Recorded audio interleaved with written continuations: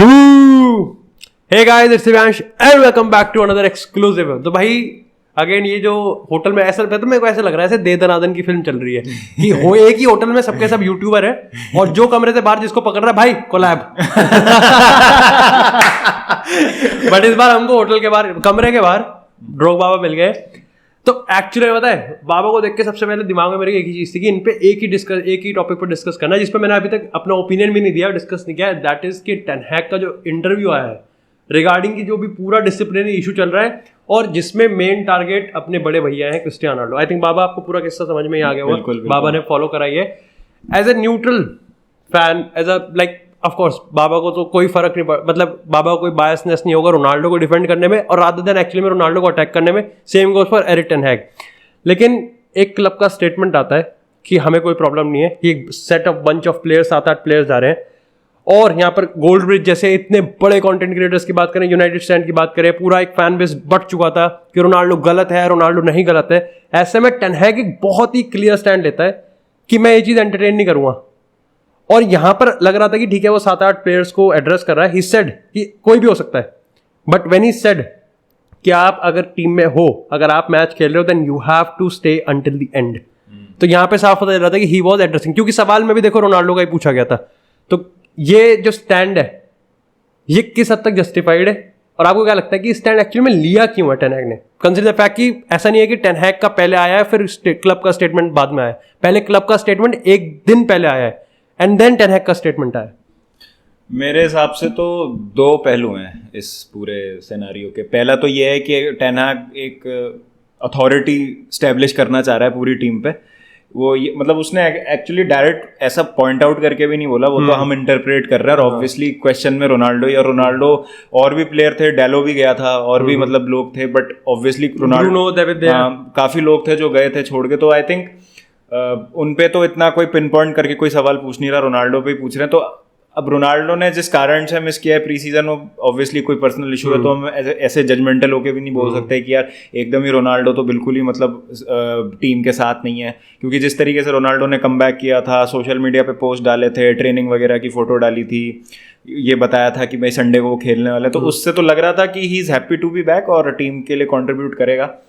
But यहाँ पर अगर टेन हैग एकदम से ये बोल दे कि नहीं यार किसी को प्रॉब्लम है तो वो जाए और मैं नहीं रोकने वाला किसी को, तो वो भी एक मैनेजर के पॉइंट ऑफ व्यू से सही इसलिए नहीं है बात, क्योंकि फिर वो उसको लाइटली लेने लगेंगे सब। वो एक नया बंदा है, नया मैनेजर है, वो इज नॉट इंग्लिश कि भाई जो इंग्लैंड में रहा है, प्रीमियर लीग के एनवायरनमेंट में बड़ा हुआ है, जो मैनेजर बना है वो नेदरलैंड से आ रहा है, तो वो एक अथॉरिटी तो एस्टेब्लिश करेगा ही एज अ मैनेजर। अब वो आप उसको इसमें बोलो कि भाई जो फेंक रहा है एक पत्ता वो रोनाल्डो पे भी गिर रहा है, तो मतलब वो भी एक पहलू है। जो घास गिर रही है वो उस पे रोनाल्डो पे भी गिर रही है। पर यहाँ पे हो सकता है कि जेन्युइन प्रॉब्लम हो रोनाल्डो के साथ कि जिसकी वजह से उसको जाना पड़ा, या फिर मतलब हो, क्योंकि एकदम से अगर इतने सारे प्लेयर जा रहे हैं तो होगा भी कुछ अंडरस्टैंडिंग होगी इनकी अंदर से। लेकिन मैंने जब इस पे रिएक्ट भी करा तब भी मैंने ये चीज कहा था कि लाइक ऑफ कोर्स सेंटिमेंटल इतने नहीं होते हैं, तो लेकिन पिक्चर देख के जैसे होता है ना कि एक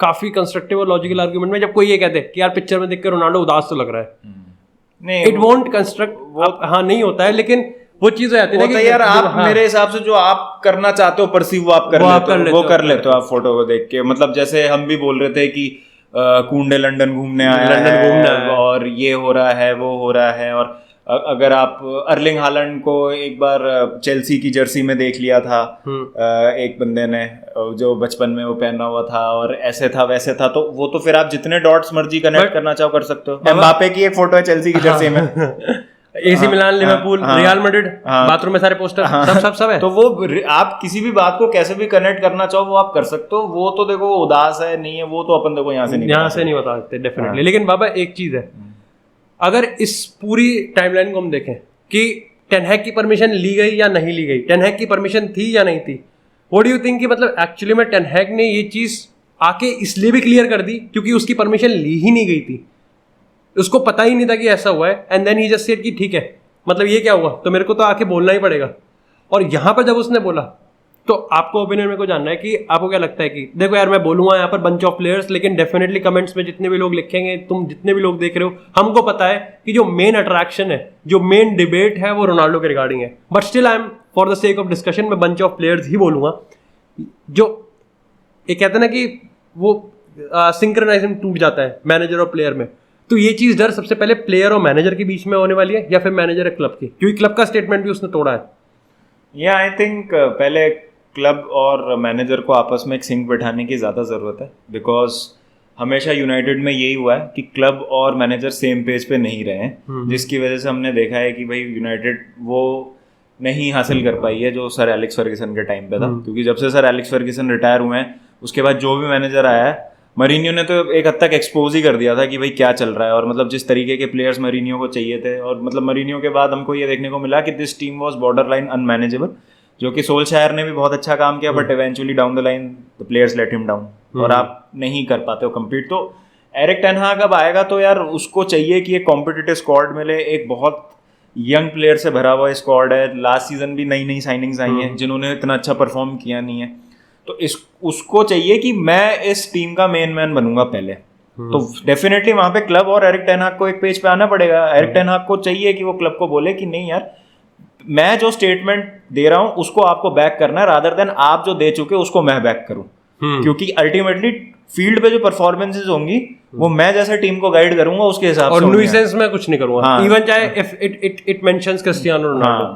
क्योंकि इस समय यार देखो, रोनाल्डो बहुत बड़ा प्लेयर है, लेकिन कोई भी प्लेयर किसी भी क्लब से बड़ा नहीं होता। तो अभी इस समय ना बहुत अजीब सी सिचुएशन हो गई। मैं कुछ रिपोर्ट्स पढ़ रहा था कि ऑल्दो यूनाइटेड का स्टांस ये है कि इज नॉट फॉर सेल, लेकिन कुछ अब ऐसा भी होने लगी हवा कि रोनाल्डो की वजह से इतना ज्यादा नेगेटिविटी और बैड पब्लिसिटी हो रही है इस छोटे से टाइम में कि some people in the board want him out also, मतलब थोड़ा सा डिवाइडेड हो गया है वो बट फिर भी ये पता है कंफ्यूजिंग सिचुएशन, जैसे बाबा ने कहा कि देखो Ronaldo he wants to live for a Champions League club, वो आया खेल रहा है, everything is happening, but all of a sudden आपको लगता है कि यहाँ पर टेन हैग और रोनाल्डो के बीच में जो अब एक तरीके से कह सकते हैं कि मीडिया नैरेटिव का हो या फिर एक्चुअली में देयर इज, बट यहाँ पर ये चीज तो कंफर्म है कि जो रोनाल्डो की अनडिस्प्यूटेड स्टार पोजीशन है वो अब नहीं है, it's in the hand of Cristiano Erik ten Hag.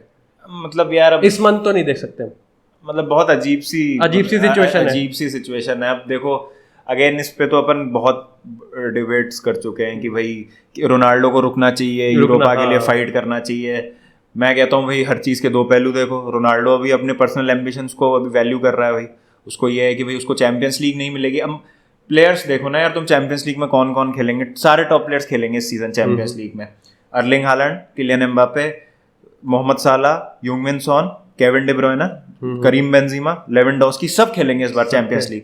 लेकिन mister champions league champions league नहीं खेलेगा तो, और पर्सनल एम्बिशन मैटर भी करता है, क्योंकि अगर पर्सनल एम्बिशन नहीं होता तो किलियन एम्बापे मैटर आ जाता। लियो मेसी बायर्न रहता। इससे पहले कोई बोले भाई Leo Messi will also play in the Champions League, बच गए। एम्बापे, नेमार, मेसी, सब मतलब जितने भी बड़े प्लेयर हैं इस समय सारे टॉप प्लेयर्स खेलेंगे चैंपियंस लीग, और रोनाल्डो नहीं खेलेगा तो यार वो बहुत मतलब एक अजीब बात है।